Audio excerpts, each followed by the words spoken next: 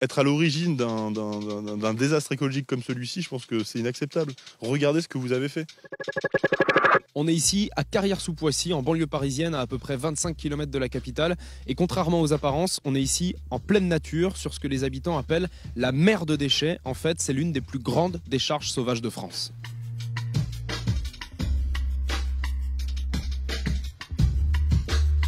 Là, ils ont dû rénover une vieille baraque. Ils ont enlevé toutes les anciennes fenêtres pour en mettre des nouvelles. Et puis, ils ont tout mis là. Là, c'est le coin des ordis. Donc les gens qui déposent les déchets récupèrent ce qu'ils peuvent récupérer et puis ils abandonnent le reste. Là-bas, même principe, mais avec les aspirateurs.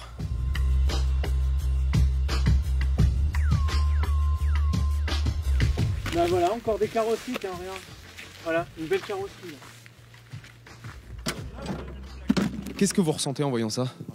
C'est effarant d'avoir laissé faire ça pendant de si nombreuses années, quoi. Parce qu'on ne peut pas vivre à côté décemment à côté de déchetteries de cette ampleur-là. Moi, je venais ici, j'étais tout gamin. Sur le tracteur de mon beau-père, j'avais 5 ans. Hein. C'était la campagne? Ah bah ouais, ici, j'ai ramassé des poires, des légumes.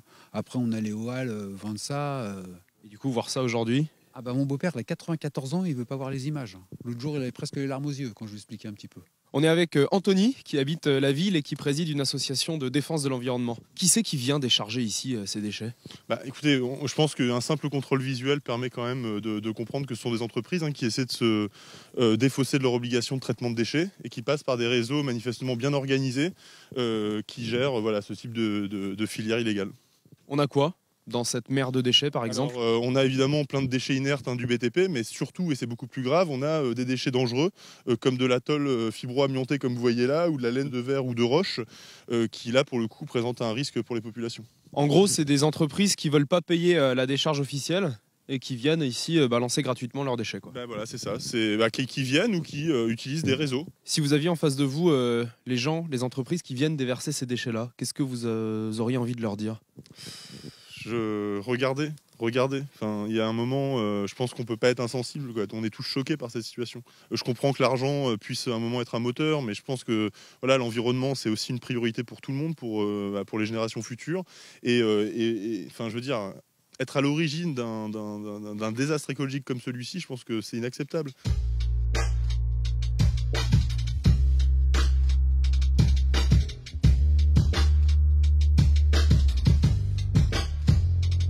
Alors un matin, je suis venu ici, il était 6 h du matin, j'ai posé ma caméra et je suis venu la chercher le lendemain et on voyait les camionnettes, 20 camionnettes par jour, de marche arrière et on déchargeait.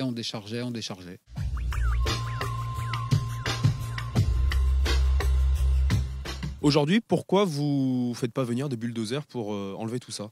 Alors, faire venir des bulldozers, c'est une solution très pratique, mais enlever tout ça, c'est bien, mais il faut aussi prévoir le traitement, assurer le tri le plus fin possible, parce que tous les déchets ne vont pas au même endroit. Ça coûte cher, concrètement. Ça coûte très cher. Est-ce qu'on sait quelles entreprises ont eu recours à ces services complètement illégaux? Difficile de savoir quelles sont les entreprises. Il faudrait remonter jusqu'en petite couronne, faire une enquête policière assez conséquente qui dépasse des limites territoriales et du coup des limites administratives aussi, et donc de consacrer des policiers de manière assez intense pour le coup.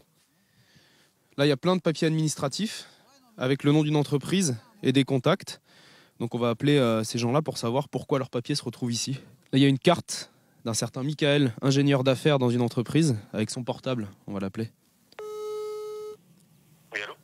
Oui, bonjour Michael. Oui. Bonjour, pardon de vous déranger. Je vous appelle parce que on est à Carrières-sous-Poissy, en région parisienne. Et en fait, il y a une immense décharge sauvage dans laquelle on a retrouvé vos cartes de visite et de nombreux papiers administratifs qui vous appartiennent. Vous aviez des petits tiroirs un peu noirs sur roulette? Ouais, c'est ça, des trucs qui se mettent sous les bureaux. Ouais, c'est ça, ils sont là, ils sont déchargés là en pleine nature.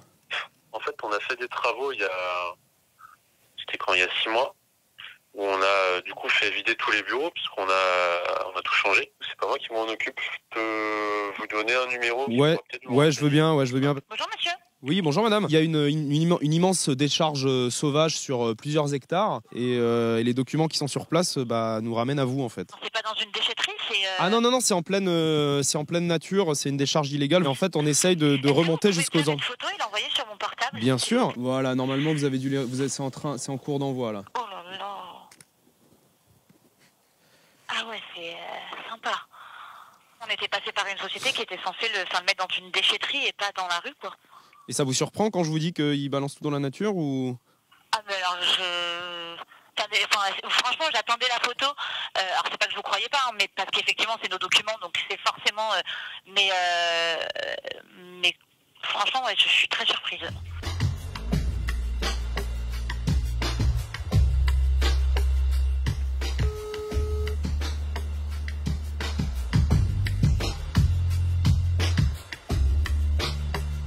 Tout le monde se renvoie la balle et le risque, comme je vous dis, c'est que dans 4 ans, on soit dans la même situation, sauf qu'elle se sera aggravée, sauf que cette décharge, elle fera peut-être 3 fois ce volume-là. Je pense que si vous revenez au mois de septembre, on se tiendra plus là. Ouais.